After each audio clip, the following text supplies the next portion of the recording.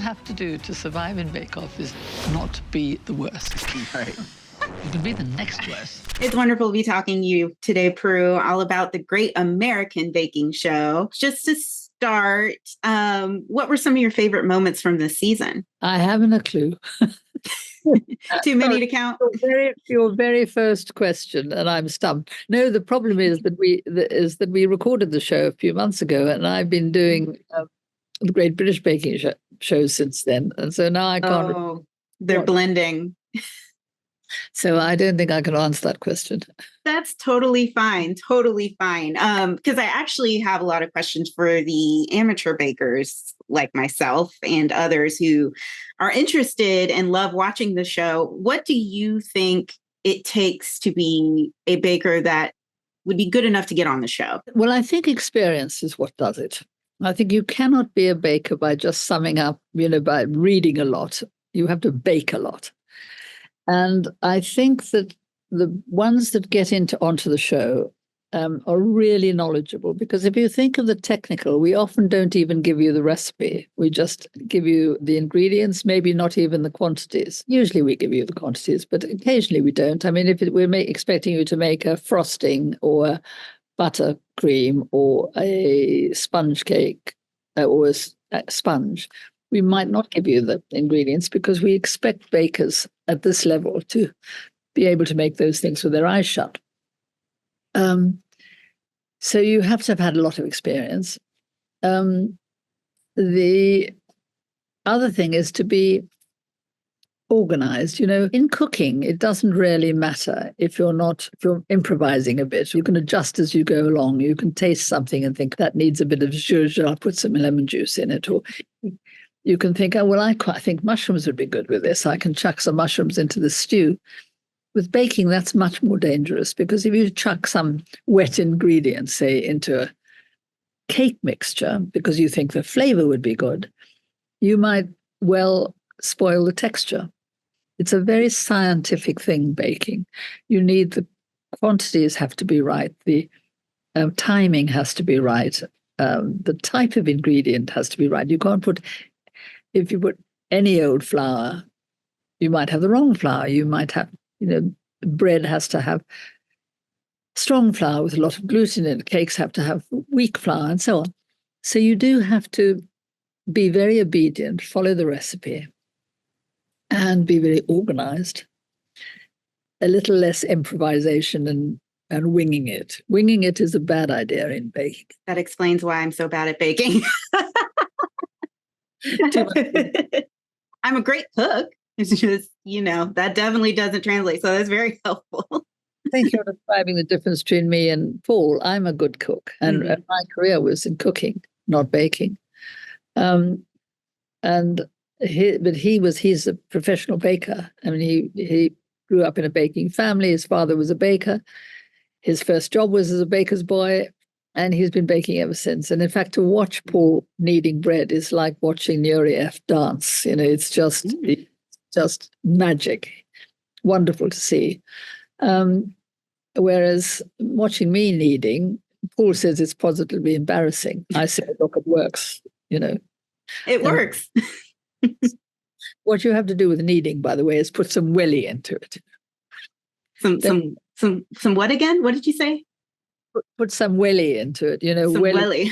I'm interested you to understand that phrase, because I've just written a new cookbook, and I said welly in it, and they said that Americans won't know what that means. Case in point.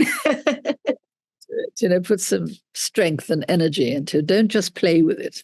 A lot of people, when they're kneading and they've never done it before, they just sort of picked it up and gently move it around you. You've got to you've got to bash it. You want to take that, use the heel of your hand and really stretch that the bread out, roll out, stretch the dough out, and then pull it back together again and stretch it. That's very helpful. Speaking of, there are certainly people who might be afraid to go into the kitchen and afraid to try baking. What advice would you have for those people? Honestly, the most important advice I've got, actually this goes for cooking as well as baking, but it's more important in baking. And that is to get a cookbook that really by a well-known baker, e.g. Paul Hollywood, and take a simple recipe like brownies or cupcakes and just follow it blow for blow, and it will work. I absolutely guarantee. If you do what it says, you'll come out with a good bake, and then you'll have the confidence to try something else. What you shouldn't do is to try something very sophisticated with various layers of it and different icings and different fillings. Honestly, you need to start with brownies, shortbread, cupcakes, something simple. Mm-hmm. That's helpful. Something simple, and just follow the recipe. I mean, the fact is that the people who write recipe books have spent years getting the thing. They have tested it. They know that it works. So don't go inventing things before you know what you're doing. And in fact, that makes sense. I don't invent things even now. I mean, I will always use somebody's book and just follow it. Hey, that works. And you just mentioned you wrote a book. Is it out yet? You're a recent cookbook, I should say. Is it out yet? A book coming out in the autumn called Life's Too Short to Stuff a Mushroom. which is because it is shortcuts and hacks and tips, but it's also really good recipes, and they're all proper food. It's not just buying everything from the supermarket and combining them. But there are. They're not complicated, and they're not time consuming. They're quite simple food. And the book that I published last year was called Bliss on Toast, and that's also very simple. It's things that are on toast, not just baked beans on toast, which is the English, standard meal, but all sorts of things on toast. I mean, you make the most. We're staying at the Hotel Chelsea, and I had the best eggs Florentine I've ever had in my life for breakfast yesterday morning. And I mean, that's basically a poached egg on toast with a bit of spinach and a hollandaise sauce. So it's full of posh things and simple things, all of them on toast. I love it. Simplicity is key. And different kind. Bliss on toast. On toast.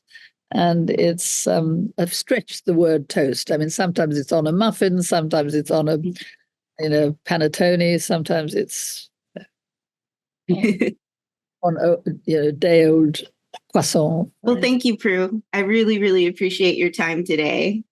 Well, I hope you'll tell your viewers, they're listeners, aren't they? I hope you'll tell your listeners to tune in next Friday, 24th. Yes, Roku. Absolutely. Free Roku for the Great American Baking Show. Love, love, love it. Thank you so much, Prue. I appreciate your time again today.